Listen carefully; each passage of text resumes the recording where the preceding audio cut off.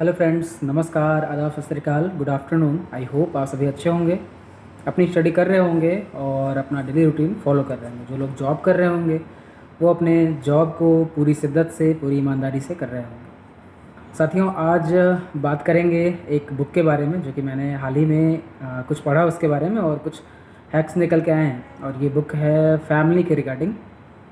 जैसा कि हम आज देखते हैं, फैमिली बहुत ही प्रॉब्लम में सिचुएशन रहती है। सिचुएशन इसलिए रहती है क्रिटिकल। मदर फादर कहीं और होते हैं और फैमिली कुछ और होती है। न्यूक्लियर फैमिली ज़्यादातर पसंद होती है लोगों को। तो आज बात करेंगे एक फैमिली की रिगार्डिंग ही बुक है। इसके 8 पॉइंट्स हैं। मैं उनको इंग्लिश में पहले पढ़ लूँगा, फिर उसके बाद थोड़ा सा हिंदी में डिस्कस कर लेंगे, ठीक है। तो बुक का नाम है the 7 habits of highly effective families. ये लिखी गई है स्टीफन आर कॉवे के द्वारा। तो इन्होंने कुछ क्रक्स जिसको बोलते हैं ना, बुक का क्रक्स जो होता है वो उन्होंने बताए हुए हैं। एक एक करके देखते हैं और पढ़ते हैं। पहला है, the family is the most important organization in the world. It is the foundation of society and the place where we learn the most important life lesson. जाहिर सी बात है, किसी भी बच्चे के लिए, जैसे कोई बच्चा बॉर्न होता है तो उसके बाद उसके मदर फादर, उसकी फैमिली ही सबसे बड़ी संगठन, सबसे बड़ी संस्था होती है जो बच्चे को केयर करती है, पालती है, नर्चर, न्यूट्रिशन, सारी चीज़ें।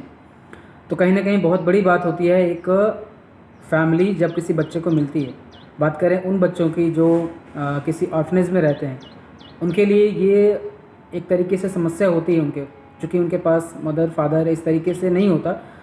फैमिली वहाँ भी हम ऐसा क्रिएट करते हैं, बट कहीं ना कहीं एक तरीके से वो जो यहाँ हमें मिलता है, मम्मी हमारी हैं, पापा हैं, दादा हैं, दादी हैं, तो इस तरीके का जो ऑर्गेनाइजेशन है वहाँ से बच्चा बहुत कुछ सीखता है।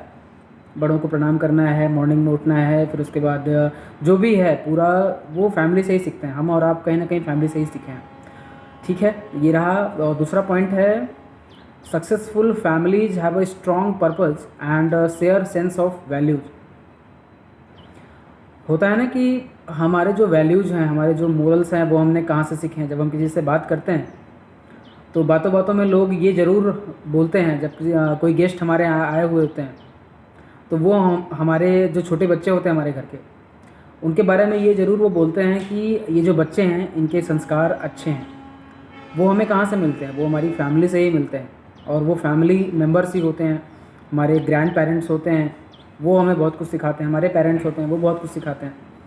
तो मैटर ये करता है कि हम क्या कुछ सीखते हैं। और मुझे लगता है कि अगर फैमिली हो तो हम बहुत कुछ सीख सकते हैं, सीखना भी चाहिए। थर्ड है, in order to be effective families must learn to communicate with each other in an open and honest way. अच्छी फैमिली है वो जिसमें हम एक दूसरे के साथ बातचीत करते हैं। अभी तो बहुत सा ऐसा आपको देखने को मिलेगा, फैमिली तो बहुत बड़ी है, पैसा बहुत है, लेकिन एक दूसरे से बातचीत नहीं होती। फिर हमने फिल्मों में भी बहुत बार देखा। अभी तो वारिसु जो मूवी आई उसमें भी हमने देखा कि पैसा बहुत है, एक दूसरे के लिए मतलब मारकाट लगी हुई है चेयरपर्सन बनने के लिए। तो आप सोचो, पैसा भी है, सब कुछ है, बट खुश नहीं है। फैमिली है बट अलग अलग है, किसी से बातचीत नहीं होती, अलग अलग खाना खा रहे हैं। थोड़ा पैसा कम रहे चलेगा, बट ये चीज़ें मिलना ज़रूरी है जहाँ तक हमें लगता है। तो ये पॉइंट भी इम्पॉर्टेंट है। कम्युनिकेट एक दूसरे से होना चाहिए और एक दूसरे के प्रति ईमानदारी भी बहुत ज़रूरी है। अगर हम ईमानदार होंगे तो हम जो भी काम करने जाएंगे उसमें एक दूसरे का सहयोग हमें मिलेगा। अगला है, families who work together to set and achieve goals are more likely to be successful. किसी भी चीज़ में एकता बहुत इंपॉर्टेंट है।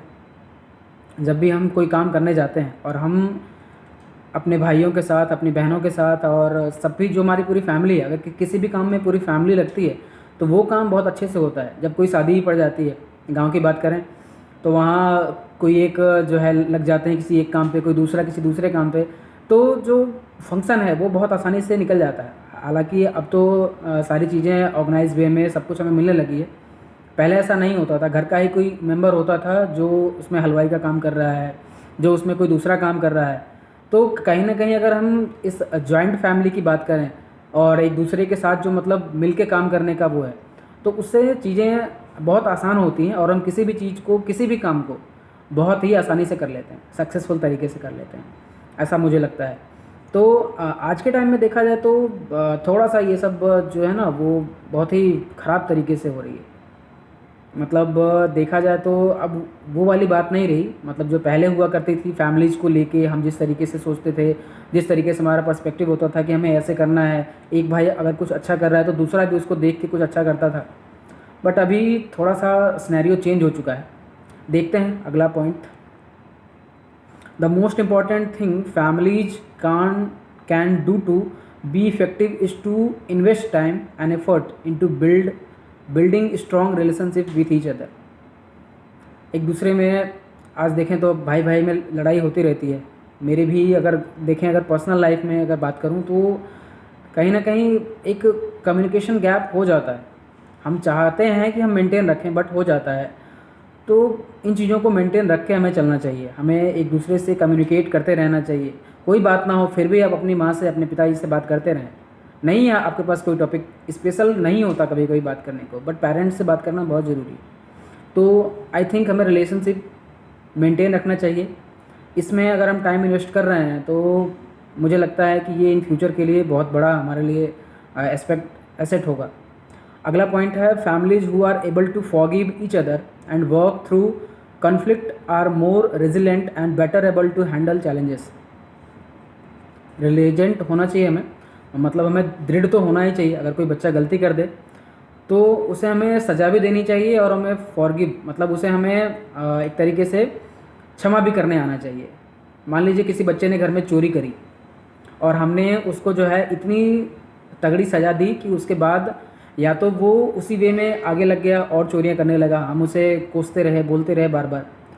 एक दूसरा वे है कि हमने उसे उस बार समझाया, प्यार से समझाया, उसको समझाया कि इस तरीके से नहीं करना चाहिए, ये गलत काम है, चोरी नहीं करना चाहिए, किसी को गाली नहीं देना चाहिए, किसी के साथ दुर्व्यवहार नहीं करना चाहिए। तो उसे ये बात समझ में आती है।